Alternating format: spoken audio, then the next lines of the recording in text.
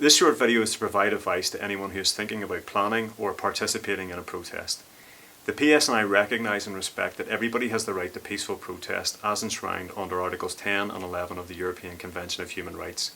The idea behind the video is to provide you with some practical advice on how you can make sure that your protest is not only peaceful, but also that people are kept safe and at the same time that you remain within the law.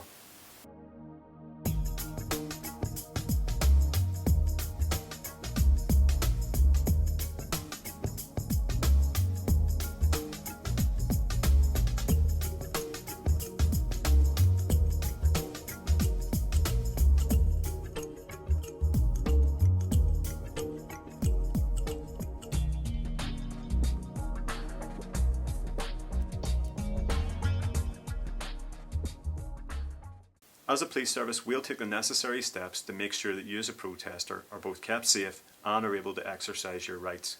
At the same time though, we will also act appropriately to make sure that the wider public are not exposed to unnecessary disruption or harm.